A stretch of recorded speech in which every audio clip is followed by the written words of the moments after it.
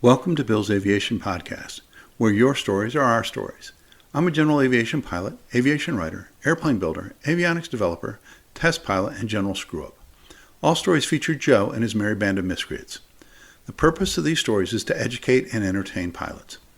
If you have a story you'd like to share anonymously, please contact me.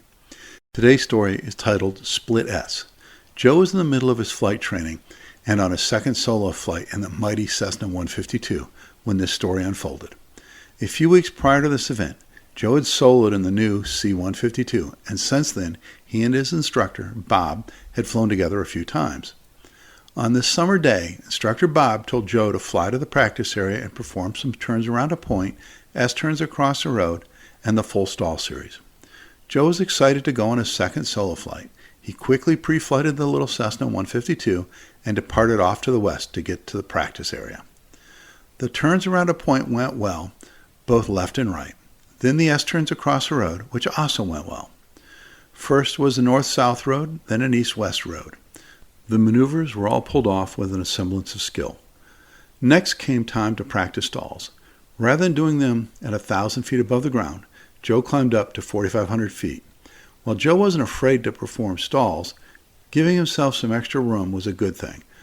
Since he was learning in the Midwest, this gave him a minimum of 3,000 feet in which to recover before making a big impression on the world, should something go wrong. The first couple of stalls went well.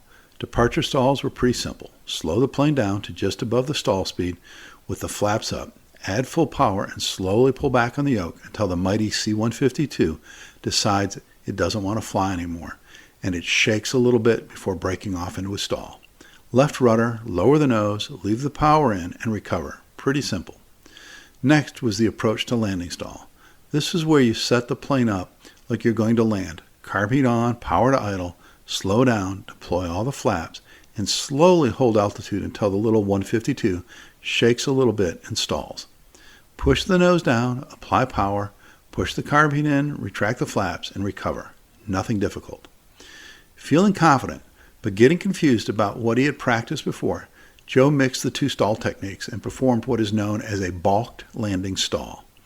Only he had never before performed one with his instructor and was about to learn why he had not done them before. Verifying he was level at 4,500 feet, Joe pulled on the carb heat, reduced the power to idle, and slowed the mighty 152 down to just above stall speed. He then deployed all the flaps, pushed the power into the firewall along with the carb heat, while simultaneously pulling back on the yoke. This time, the mighty C-152 stalled. It did so with a vengeance, as if it was trying to punish all the student pilots before him who'd smashed it into the ground while practicing landings. That stall, accompanied with the torque from the mighty Lycoming O-235 engine, could muster was enough to flip the C-152 on its back, which caused the nose to point straight down. Joe would like to take a moment to thank the engineers at Cessna who designed the extra strength into the 152 and its benign handling characteristics for saving his life that day. Without doing much more than thinking, quote, "Now this is interesting," unquote, that little 152 pulled out of the dive, and once the speed was back under control, Joe was able to recover without damaging anything. That was enough flight training for one day, and without saying much, Joe flew back to his home base, parked the little plane, turned in the keys, got in his car to go home, to change his britches, and finally let out a breath. Lesson learned.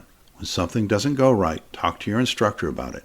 Joe should have mentioned what happened to his flight instructor so they could have inspected the 152 to find out if it was overstressed or not, and to discuss what Joe did right and wrong during his flight.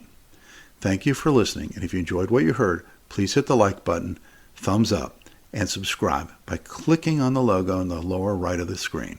If you really like what you heard, please help support this channel and become a Patreon.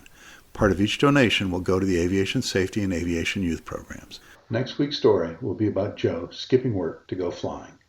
Be sure to check it out.